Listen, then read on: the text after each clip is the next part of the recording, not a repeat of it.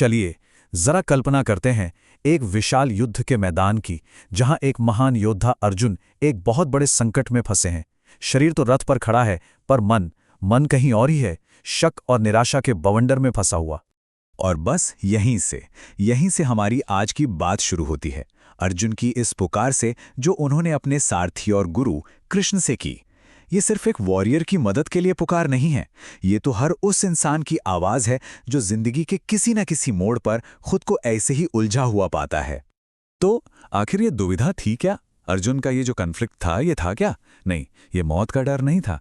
वो इसलिए कांप रहे थे क्योंकि सामने जो सेना खड़ी थी उसमें उनके अपने ही रिश्तेदार, उनके गुरु और उनके बड़े बुजुर्ग थे। सोचिए, ये एक ऐसी दुविधा है जो कभी ना कभी हम सबके सामने आती है, जब सही काम करने का मतलब अपनों को चोट पहुंचाना हो सकता है।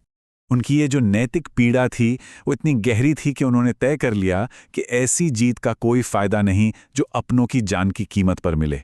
ये कुछ कुछ आज के ज़माने की उन खोखली जीतों जैसा है ना?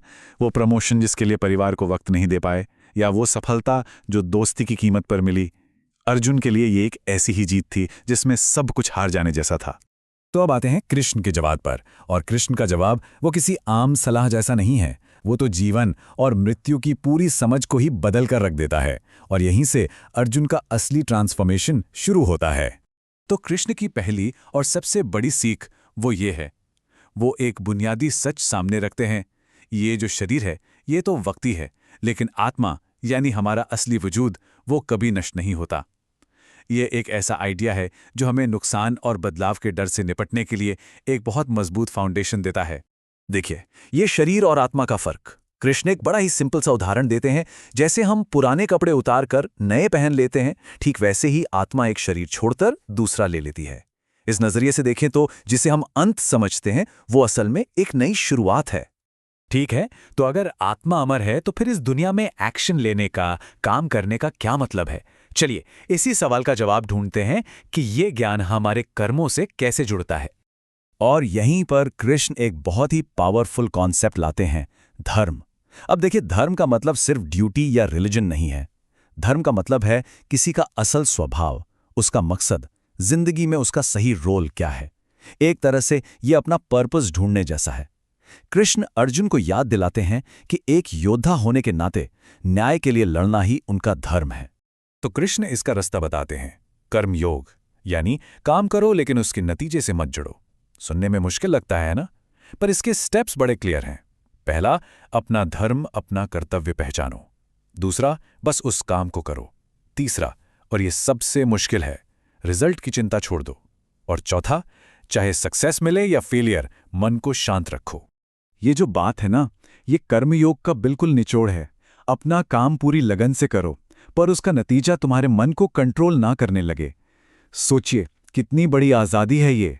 लाइक्स, कमेंट्स, प्रमोशन, इन सब के प्रेशर से आज़ाद होकर सिर्फ काम पर फोकस करना, असली फ्रीडम यही है। अब चलते हैं उस असली लड़ाई की तरफ, जो बाहर नहीं बल्कि हर किसी के मन के अंदर चलती है। कृष्ण के हिसाब से यही सारे दुखों की जड़ है। ये जो चेन रिएक्शन है ना, ये आज के डिजिटल ज़माने में तो और भी ज़्यादा रेलेवेंट लगता है। कृष्ण समझाते हैं कि कैसे एक छोटी सी अटैचमेंट, मान लीजिए किसी नए गैजेट से या सोशल मीडिया वैलिडेशन से, एक खतरनाक ढलान पर ले जाती है। पहले अटैचमेंट होती है, फिर उसे पाने की इच्छा, वो पूरी ना हो तो गुस्सा आता है, गुस्से से कन्फ्यूजन होता है, और आखिर में सही गलत की समझ ही खत्म हो जाती है। तो फिर इसका तोड़ क्या है? कौन है वो इंसान जिसका मन शांत है? कृष्ण कहते हैं, ऐसा इंसान सुख दुख से परेशान नहीं होता। वो इच्छा और मैं यानी ईगो से आज़ाद होता है। जैसे कछुआ अपने हाथ पैर अंदर खींच लेता है, वो भी अपनी इंद्रियों को बाहरी दुनिया के शोर से खींच सकता है। और ये आखिरी मिसाल तो कमाल की है। जैसे हजारों नदियां मिलकर भी समुद्र को बेचैन नहीं कर पाती, वैसे ही दुनिया की कोई भी परेशानी उसके मन की शांति को नहीं तोड़ सकती। तो ये सारी बातें सुनने के बाद अर्जुन का क्या हुआ? जाहिर है एक बहुत बड़ा बदलाव आया। चलिए देखते हैं कि कैसे एक टूटा हुआ योद्धा एक जागा हुआ योद्धा बनता है।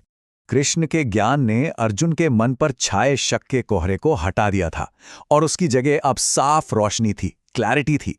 अब वो पस्त नहीं था, बल्कि उसे एक नई ताकत मिली थी अपने धर्म को पूरा करने की। उसने अपना धनुष उठाया, जो अब उसे बोझ नहीं बल्कि अपने कर्तव्य का जरिया लग रहा था। तो ये जो पूरी बातचीत है, ये सिर्फ एक पुरानी कहानी नहीं है। ये तो हमारी रोज़मर्रा की ज़िंदगी में जो कश्मकश चलती है, उसके लिए एक तरह का गाइड है। ये हमें सिखाता है कि कैसे अपना मकसद पहचानें, कैसे बिना स्ट्रेस के काम करें और कैसे इस भागदौड़ भरी दुनिया में मन को शांत रखें। तो आखिर में एक सवाल सबके लिए, जब अपना कर्तव्य भारी लगने लगे, तो वो कौन सा ज्ञान है जो हिम्मत देता है?